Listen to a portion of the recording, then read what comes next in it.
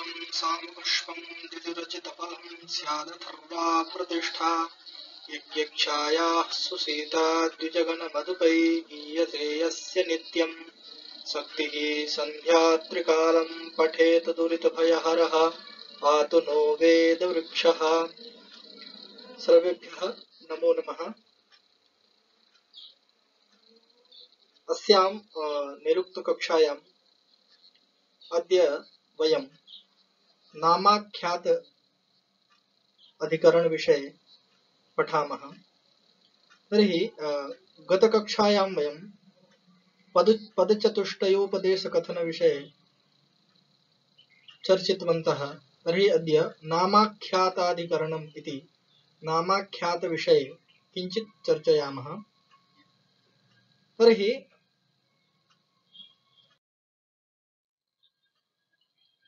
तत्र नामाख्याताधिकरणम् इति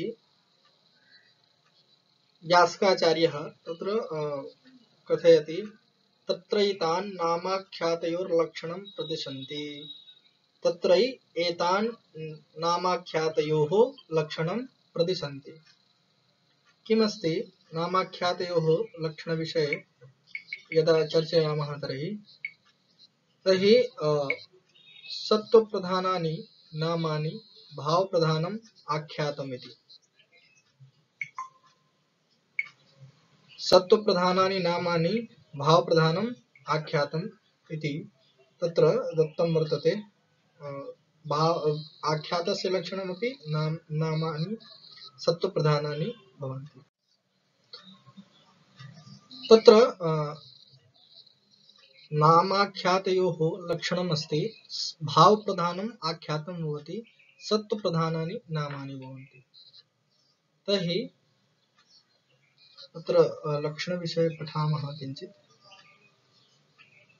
तत्र भावप्रधानम् आख्यातम्। तत्र भाव इति किं तस्मिन् विषये यदा चर्चयामः तर्हि भाव नाम यत्र क्रियायाः प्रधानता भवति सः भावः इति उच्यते। अत्र भावो नाम क्रिया इति। तर्हि सत्त्वः इत्युक्ते द्रव्यः, यत्र द्रव्यस्य प्रधानता भवति सः नाम इति उच्यते। अत्र द्रव्यो नाम इत्युक्ते द्रव्यो नाम लिङ्गसंख्या आश्रयः इति। अत्र किञ्चित् चर्चयामः। तर्हि यदा किञ्चित् राष्ट्रभाषया चर्चयामः कि यह लक्षण जो निष्पन्न हुआ भाव अर्थात क्रियावाचक जो पचति आदि तिंग पद है, तिंग इत्युक्ते तिङन्त, वह आख्यात कहे जाते हैं। और सत्व का नाम द्रव्य, तो द्रव्य लिंग संख्या के आश्रय को द्रव्य कहते हैं। इससे यह लक्षण निष्पन्न हुआ कि सत्व प्रधान अर्थात द्रव्यवाचक जो गवादि पद वो कहलाते हैं। द्रव्यवाचक जो गवादि पद है वो जहाँ गवादि पद की प्रधानता हो। अब यहाँ एक छोटी सी शंका उत्पन्न होती है कि आगे स्वयं ग्रंथकार ही लिखते हैं, इमानी पृथ्वी नाम ध्येयानि तु एकविंशतिः, हिरण्य नाम उत्तराणि पंचदश, कांतिकर्माणि उत्तरे धातोः अष्टादश, गतिकर्मणि उत्तरे धातोः द्वाविंशत इत्यादि।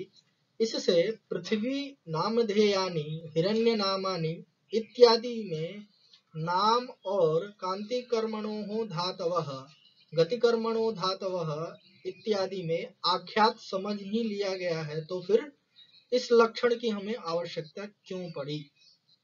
यह शंका है कि भाई साहब, जब हमने ये गवादि में या फिर हिरण्य नामानि में, कांति कर्मणोः धातवः में, गति कर्मणोः धातवः में नाम आख्यात के विषय में जान ही लिया है, तो फिर हमको अलग से इस लक्षण की आवश्यकता क्यों पड़ी?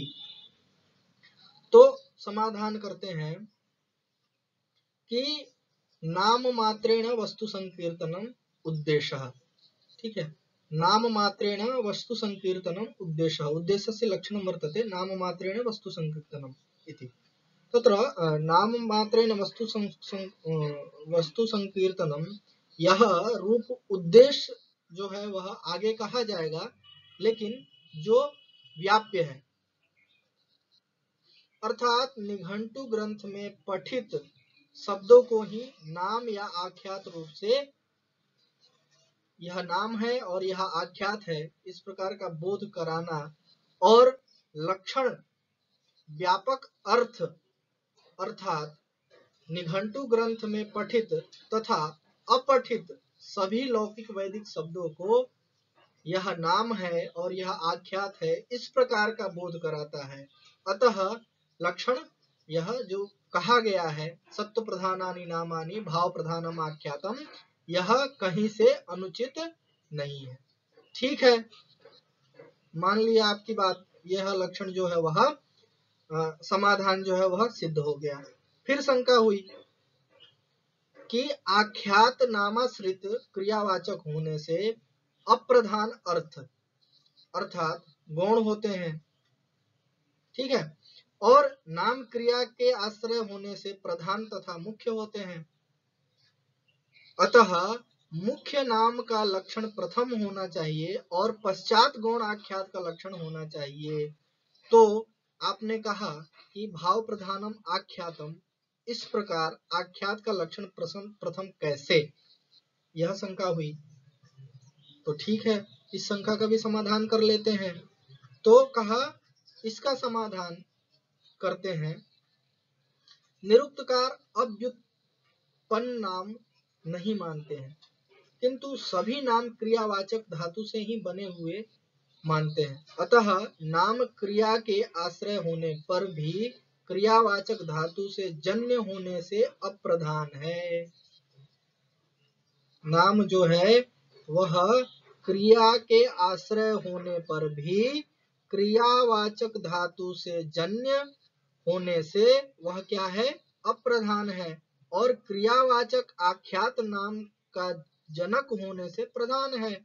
और वह क्रियावाचक जो आख्यात है, जो क्रिया को बताता है, कहता है, वह आख्यात जो है वह क्या है, नाम का जनक है, और नाम को उत्पन्न करने वाला जो आख्यात है वह प्रधान है। क्यों? क्रियावाचक आख्यात नाम का जनक होने से वह प्रधान है। इस प्रकार आख्यात प्रधान होने से उसका लक्षण प्रथम किया गया। अब यहाँ आख्यात के विषय में बताते हैं। तो कहते हैं कि आख्यात के चार अर्थ कहे गए हैं, भाव, काल, यहाँ देख लेते हैं, आख्यात के चार लक्षण कहे गए हैं। अब यहाँ तत्र भावः प्रधान रूपेण वर्तते, अतः भाव प्रधानम आख्यातम इति उच्यते। तत्र स्वल्पेन अत्र दत्तम वर्तते। यहाँ देखें कि आख्यातम के जो हैं वह चार भेद बताए हैं इन्होंने। तो क्या है, भाव, काल, कारक और संख्या। ठीक है, तो यहाँ भाव प्रधान है, इसलिए भाव प्रधानम आख्यातम ऐसा जो लक्षण है वह किया गया है। यहाँ कहाँ, और नाम के भी चार होते हैं, नाम के भी चार भेद कहे गए हैं। नाम के कौन कौन से चार भेद हैं तो उसको भी देख लेते हैं यहाँ। तो नाम के चार भेद ये बताए, नाम इत्युक्ते सत्व, द्रव्य, संख्या और लिंगम। यह सत्व, अत्र सत्वः प्रधान रूपेण वर्तते, अतः सत्व प्रधानानि नामानि इति उच्यते। अत्र सत्वस्य प्रधानता वर्तते, तदर्थमेव सत्व प्रधानानि नामानि इति लक्षणं दत्तं वर्तते। अत्र तो नाम के भी चार हैं और आख्यात के भी चार हैं, उनमें सत्व प्रधान है, अतः सत्व प्रधानानि नामानि ऐसा कहा।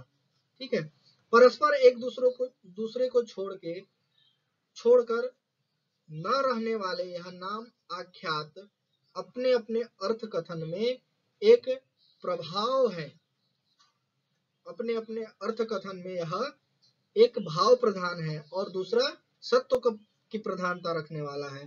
परंतु यहाँ ध्यान देने वाली बात है कि जिस वाक्य में दोनों ही रहते हैं वहां किसका अर्थ प्रधान और किसका अप्रधान हो, ऐसी शंका होने पर, जब ऐसी शंका हो जाती है कि भैया यह दोनों एक ही जगह पे हैं, तो किसका अर्थ प्रधान माना जाए और किसका अप्रधान, तो ऐसी शंका पे भाव प्रधान आख्यात और सत्व प्रधान जो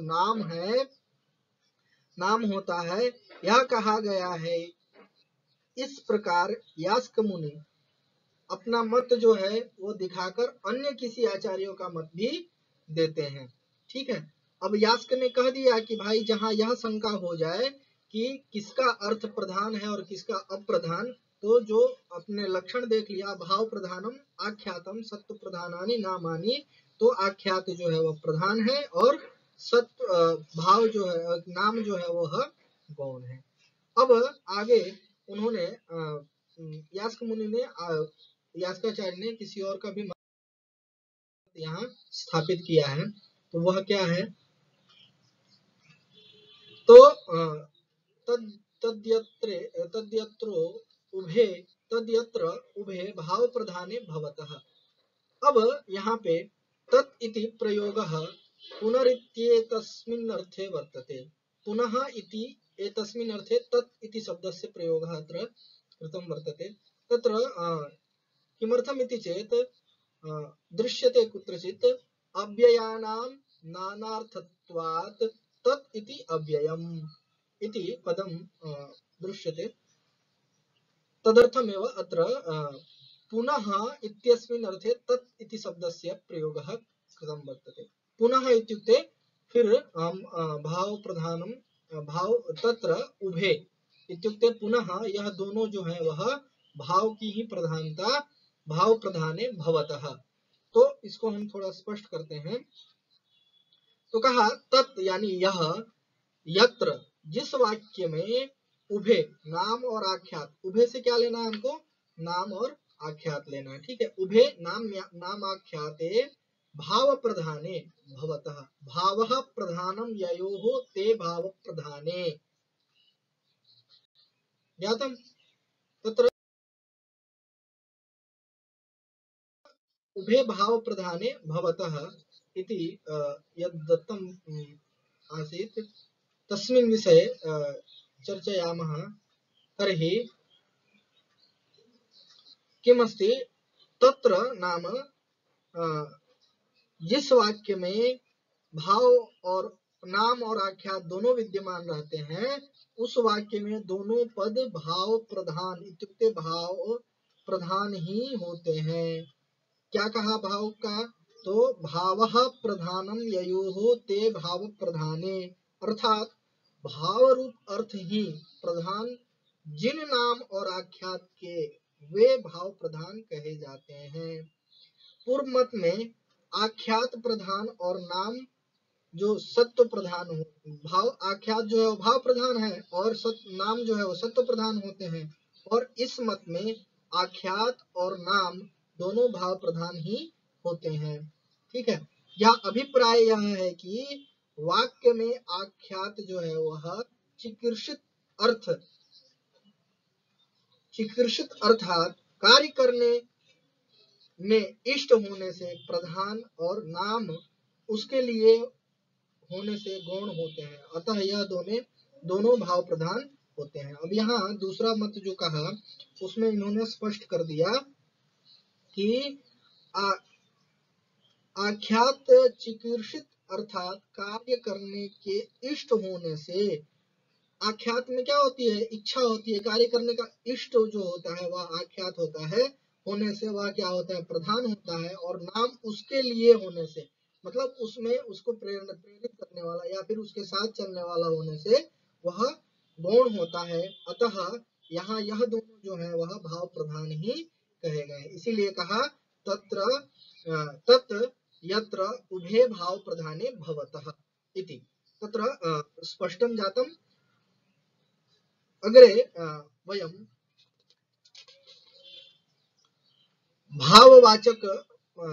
भाववाचक विषये पठामः। तर्हि भवद्भिः अहं श्रुतः, तदर्थं सर्वेभ्यः धन्यवादाः। नमो नमः सर्वेभ्यः।